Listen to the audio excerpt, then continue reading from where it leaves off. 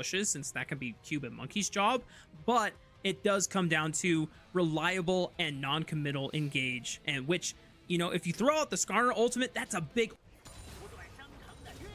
tension adding up onto what could be the first fight of the game. Meanwhile, topside, Hoya might have overextended for this one, throws down the equalizer. I think he's accepted his fate, knowing that he's gonna go down. He tries to flash away anyway, but there's still an impale that you have to dodge, and his first Cube.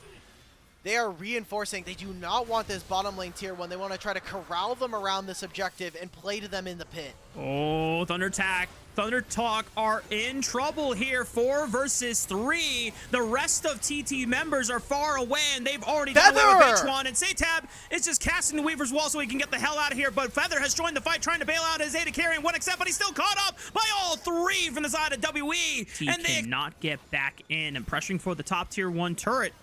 H1 finding Taeyun, flashing forward right on after him, and the rest of WE's front line has to come in and save him out, but the 1xN Killer Instinct finishes off the AD carry. Monkey's gonna try to buy some time with his Impale, trying to look for 1xN. Vampire and Monkey will at least trade one back, but the rest of the fight has been lost. Monkey is forced to scatter, but the flash from Hoya will commit for the Scorpion. Another harpoon in the back. The trigger a little sooner than that.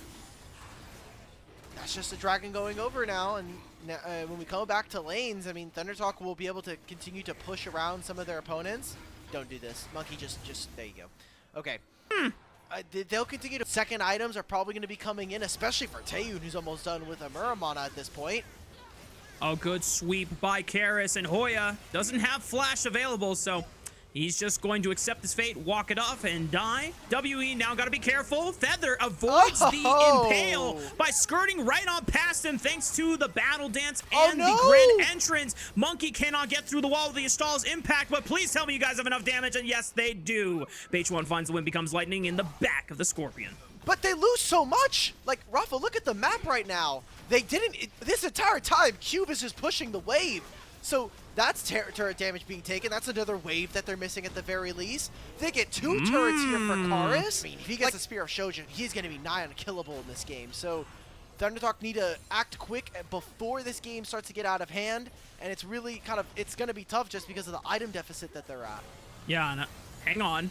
Could be a big fight over here in the red quadrant. Cube arrives with the hero's entrance. H1 is caught up by the Impale, but Feather buys so much time, and 1xN is free, hitting the front line. Can they get enough damage? Hoya has joined the fight as well. 1xN still pumping, finds the Killer Instinct right into the backline, flashing away from Taeyun, but he still falls to Karis on the Azir. And now Satab is isolated from the rest of his squad.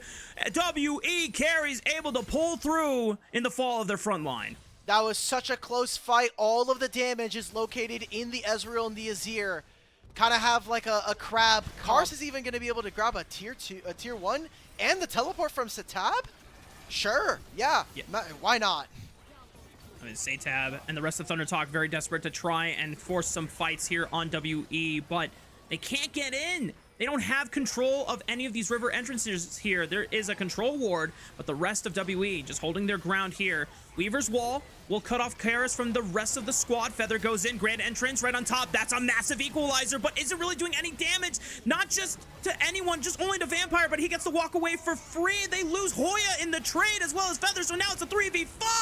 Karis is able to finish off the Otacon, and now the rest of ThunderTalk have to scramble or at least pick up some res spawns here. Karis limping away, still has a tier 1 tower to safely escape to. Oh no!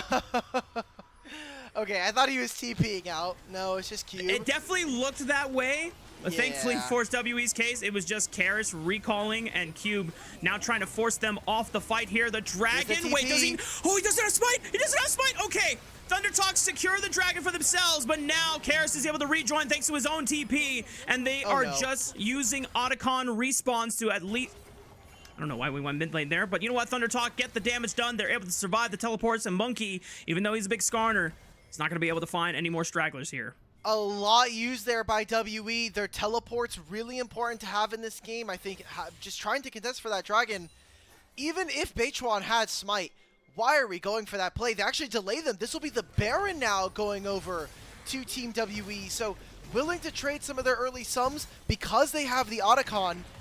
I'm sorry for not knowing game on that one. A very good find there for Team WE as they start this up. And Beichuan has 5 seconds before he's even able to respawn and get out onto the map. Hoya would have to be a pretty damn good equalizer right into the pit, but they're able to sidestep it, still burning down the Baron. Monkey should have the smite cleanly executed there. Feather trying to keep them in the pit. Seismic shove right onto the front line, but they just don't do enough damage to all the magic resist stacking tanks here on the side of WE. Hoya isolated once again, and Taeyun clears him easily. Oh. The Impale finds the rest of the members of Thunder Talk just for Karis and Taeyun to gun them down. They have Baron. How much can they grab of this? It's 30 seconds before multiple members of Thunder Talk are up. It'll just be Feather by himself. Baron, Ezreal plus A and Azir. They've got Demolish proc, so they'll take one. At most, this is going to be an inhibitor. I don't know if they're going to quite go for the end on this one. 20 seconds, just under that timer for Thunder Talk to respawn on the map. And I think the call is correct here. WE. Get the learning curve. We get back to live. Beichuan has to use his flash. He's still caught. It's not going to matter for him. The chase down is too good from Team WE. And now without a jungler here from Thunder Talk, they're going to be down to a 4v5. Karis already using the Baron buff to push through the bottom side of the map to at least guarantee the setup for another inhibitor tower to fall. Monkey taking position forward because he is just so damn durable. Look at this. Kanik Rookern already completed. Yep. Empowered Merc Treads as well, thanks to the tier 3 boots from the Feats of Strength completed by Team WE. No one can really kill this Skarner reliably. Hopefully it's going to be 1xN. He's got 3 items, and now they're hitting on the base. 20 seconds, so this is the last wave that we will see with Baron. But WE, they want to make a play. They want to end. Hoya getting tagged here, forced to flash away. Vampires in. Feather just gets deleted, and now it's down to a 4v5 once again. Vampires chunk, but Monkey can sustain the fight as the front line, taking up as much damage as possible. The cannon empowered minions being able to siege through the Nexus Tower first falls. Looking for the next one. Baron buff has expired. A flash from Vampire to land another engage, but really good crescent guard by Beichuan. Punts them all back. Emperor's Divide flash by 1xN. Wait a minute, Thunder Talk. They're not going to go down without a fight. They're going to make this a fight to the very bitter end. Taeyun trying to delete as many members as possible. Thunder Talk now down to the last. Once that is completed, Tab and Hoya are going to have an easier time to actually melt through these tanks, ensure that 1xN is not having to do all the heavy lifting by himself. Once he was able to at least just solo out a tank by himself without any threat from Karis or Taeyun, he was getting a decent amount of damage in, being able to shred through. It takes isolated skirmishes, being able to break apart the 5-man that WE have. Right, we're gonna try again. We've got Baron in a minute, even if they don't succeed on this next push. 2 mini waves about to crash. This bottom lane has 2 super minions in it. And it's an open Nexus. Come on, that's guys. A lot of damage on the Feather already. Good equalizer by Hoya, forcing Taeyun to Arcane Shift away, but a good Impale finds Beichuan, immediately blinks out Feather, and that should be the game. 1xN gonna try his damnedest to survive the front line, the onslaught, the CC, the flash away from Monkey, but the rest of WE can just focus down the Nexus, and WE come away with game 1. There it is. They've been able to take games, but not end out series here in Split 2. Still 0-6.